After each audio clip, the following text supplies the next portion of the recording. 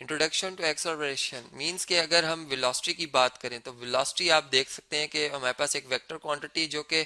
एक small displacement में change जो कि टाइम के हवाले से आ रहा होता है, स्मॉल टाइम में वो हमें बताता है कि किस रफ्तार से ये डिस्प्लेसमेंट में चेंज आ रही है, जिसको हम वेलोसिटी कहते हैं। अब वेलोसिटी में अगर टाइम के हिसाब से चेंज आ रही हो तो हम इसे एक्सेलरेशन कहते हैं। यानी हम ये बात करते हैं कि एक गाड़ी है जो कि एक ख़ास रफ्तार से मूव कर रही थी और इसमें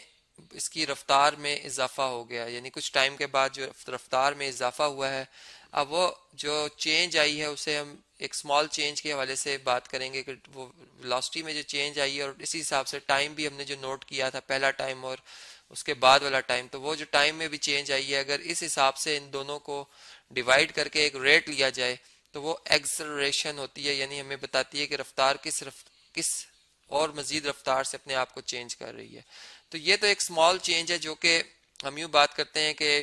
जो कि टाइम को बहुत ही मिनिमम हम करते हैं कि जीरो ही के करीब करीब हो, जो कि फिर हम इसको एक प्रैक्टिकली फिर हम यूँ कहते हैं कि एवरेज एक्सेलरेशन की हम बात करते हैं कि एवरेज एक्सेलरेशन जो होती है वो ये होती है कि आप जो है वो इनिशियल और फाइनल वेलोसिटीज जो होती हैं वो मुतय्यन कर लेते हैं और फिर उसके बाद जो है वो आप टाइम नोट करके उस वैल्यू को फाइंड आउट करते हैं। नहीं, हम इस बात को मैं ऐसे जो है वो जाहिर करूंगा कि फ़र्ज़ करें मेरे पास एक कार है जो कि इस तरह से जी मूव कर रही है, और अब इसकी जो हमारे पास वेलोसिटी है, हम ये कहते हैं कि ये चूंकि एक स्ट्रेट पाथ पे मूव कर रही है तो स्ट्रेट पाथ पे जो डिस्टेंस और डिस्प्लेसमेंट होता है वो सेम होता है। फर्स्ट ये करते हैं कि जो कार है, यहाँ पर एक कार की इनिशियल पोजीशन बनाते हैं जी इस तरह से। ये हमारे पास इस कार की इनिशियल पोजीशन है इस तरह से, और इसी को चलें कॉपी कर लेते हैं कि फिर ये कुछ मोशन यानी इस कुछ देर बाद जो है ये यहाँ पर आ गई है। तो अब इसमें इसकी जो शुरू की वेलोसिटी थी इस जगह पे अगर हम देखें तो ये थी जी 0 मीटर पर सेकेंड, जबकि यहाँ पर आकर इसकी वेलोसिटी जो है वो हो गई है जी फर्ज करते हैं 20 मीटर पर सेकेंड्स। अब ऐसा है कि पर सेकेंड, अब हम इस तरह से कहते हैं कि इसने जो ये टाइम कंज्यूम किया, यहाँ t1 जो टाइम था हमारे पास वो 0 सेकेंड था, जबकि कुछ टाइम गुजरने के बाद चलें 10 सेकेंड्स गुजरने के बाद जो है ये इतनी इसकी रफ्तार में इजाफा हो चुका है। तो अब हम इसमें चेंज लेंगे जी, वेलोसिटी में जो चेंज आई है डेल्टा वी, ये क्या होगी जी, फाइनल वेलोसिटी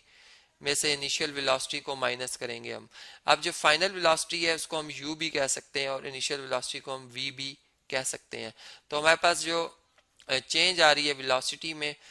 u हमारे पास है 20 जबकि मीटर पर सेकंड है, और v हमारे पास जो है वो 0 मीटर पर सेकंड। तो हमने देखा कि ये चेंज जो आई है वेलोसिटी में ये 20 मीटर पर सेकंड आई है, और टाइम में जो चेंज आई है डेल्टा टी, अगर हम इसको देखें तो टाइम फाइनल टाइम में से इनिशियल टाइम माइनस कर दें तो 10 सेकेंड में से आप 0 सेकेंड्स माइनस कर दें तो हमारे पास 10 सेकेंड ही आता है। तो हमने देखा कि हमारे पास ये जो एक्सेलरेशन है, चूंकि एक एवरेज एक्सेलरेशन आएगी, एवरेज एक्सेलरेशन को हम जो है इस तरह से भी जाहिर कर सकते हैं, ए और इसके ऊपर ए वी ई लिख देंगे हम साथ ही इधर। तो ये हमारे पास change in velocity over change in time, और वेलोसिटी में जो चेंज आई है वो हमारे पास है 20 मीटर पर सेकेंड, जबकि टाइम में आई है 10 सेकेंड्स। अब यहाँ पर 10 2 के टेबल से 20 आ जाएगा, 2 मीटर और सेकंड सेकंड से मल्टीप्लाई होकर हो जाएगा सेकंड का स्क्वायर। तो यहाँ से हमने देखा कि जो एक्सेलरेशन है ये हमारे पास पॉजिटिव आ रही है, और चूंकि जैसे वेलोसिटी जिसके यूनिट हमने देखे मीटर पर सेकंड होते हैं, एक हमारे पास वेक्टर क्वांटिटी, तो एक्सेलरेशन जो है हमारे पास ये भी एक क्या जी वेक्टर क्वांटिटी है जिसमें एक डायरेक्शन जो होती है वो मौजूद होती है। जैसे अगर हम इस सिस्टम की बात करें, चूंकि कार रेस्ट की हालत से अपनी जगह तब्दील नहीं कर रही थी, इसकी वेलोसिटी 0 थी,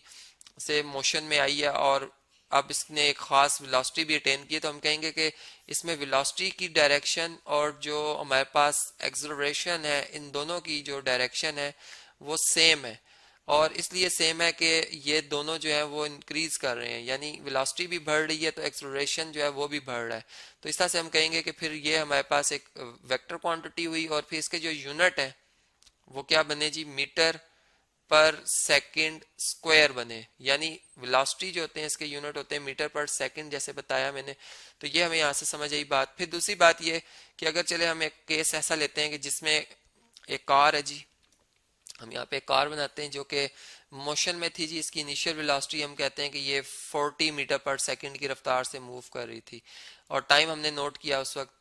जो हमारा स्टार्टिंग पॉइंट था, हम कहते हैं 0 सेकंड गुजरे थे। अब क्या हुआ कि ये कार जो है वो मूव करके इस पॉइंट तक पहुंच गई, ठीक है। लेकिन अब जब हमने इस लम्हे इसकी जो वेलोसिटी है इसको जब मेजर किया तो हमने देखा कि इसकी वेलोसिटी 20 मीटर पर सेकंड रह गई, यानी अब इसकी रफ्तार में कमी पेश हुई है। जारी बात है कि टाइम कितना गुजरा, फर्ज करते हैं कि जी 5 सेकंड के बाद हमने ऐसा देखा। तो अब हम जो इसमें अब जो चेंज आई है अगर आप देखें तो वेलोसिटी जो है वो इस केस में डिक्रीज हो रही है। वेलोसिटी क्या हो रही है जी, डिक्रीज हो रही है। और इसकी डायरेक्शन चले मोशन की चूंकि फॉरवर्ड है, तो अब इसमें जो एक्सेलरेशन होगी वो क्या होगी जी, चेंज अगर लें हम वेलोसिटी में तो वो हम देख सकते हैं कि 20 में से 40 माइनस करें तो -20 आता है, यानी नेगेटिव साइन, मतलब है कि ये कम हो रही है वेलोसिटी। जबकि टाइम में जो चेंज आ रही है हमारे पास वो 5 में से 0 निकालें 5 सेकंड है। तो अगर हम अब यहाँ पर जो एक्सेलरेशन है, एवरेज एक्सेलरेशन है, इसको अगर हम देखें तो ये हमारे पास क्या आएगी g, delta V by delta T होता है जी इसका फार्मूला, जो कि एक ट्रायंगल नुमा हमारे पास सिंबल है। तो अगर हम इनकी वैल्यू इसमें सब्स्टिट्यूट करें तो -20 मीटर पर सेकंड, और इसको डिवाइड कर दें आप 5 सेकंड से, तो ये हमारे पास 4 के टेबल से 20 आ जाएगा, तो नेगेटिव साइन के साथ हमारे पास वैल्यू आएगी -4 मीटर पर सेकंड स्क्वायर। तो हमने देखा कि इस केस में जो एक्सेलरेशन है वो नेगेटिव है, यानी कि जो एक्सेलरेशन की डायरेक्शन है वो वेलोसिटी की डायरेक्शन के ऑपोजिट है। तो इसलिए इस केस में जो हम कहेंगे कि ये डिसेलरेशन जो है वो प्रोड्यूस हो रही है।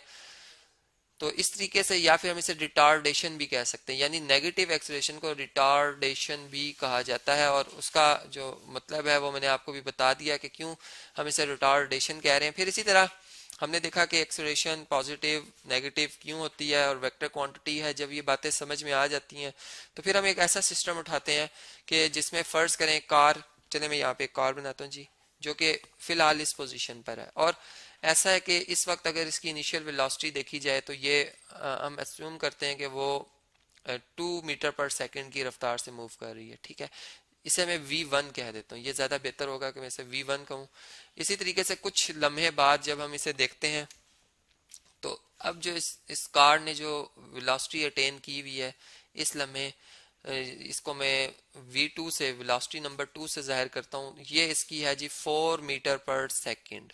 ठीक है। और इसी बात को फिर आगे हम इस तरह से करते हैं कि अगर फिर इसको मैं देखता हूँ किसी थर्ड पोजीशन पे,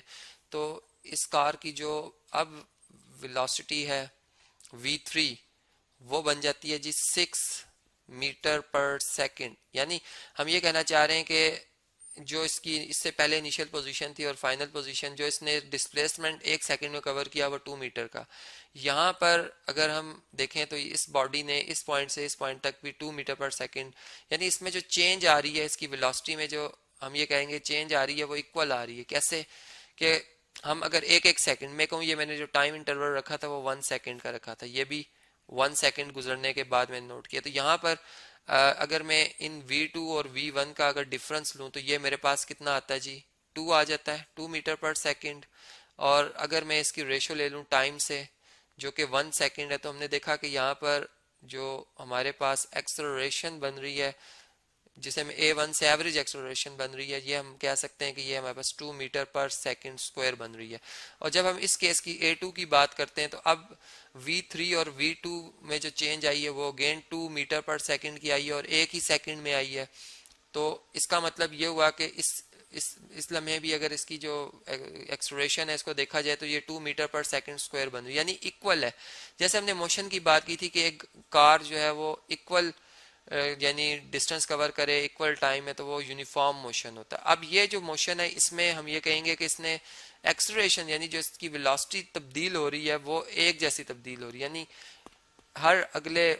पाथ पे हर 1 सेकंड गुजरने के बाद पिछली जो वेलोसिटी से ये 2 मीटर यानी हम कह सकते हैं 2 मीटर पर सेकंड ज्यादा हो रही है। फिर इस तरह यानी इससे अगर v4 देखा जाए तो वो हमारे पास फिर क्या आ जाएगी जी, इसी हिसाब से वो हम कह सकते हैं वो 8 मीटर पर सेकंड आएगी। तो इस तरह से हम एक जो है एनालिसिस भी कर सकते हैं इस चीज़ के ऊपर, और भी ज़्यादा जो कैलकुलेशन है या कोई नतीजा है तो वो हम बड़े आसानी से निकाल सकते हैं। तो इस तरह से हमने देखा कि एक्सेलरेशन क्या होती है और फिर ये क्यों वेक्टर क्वांटिटी है।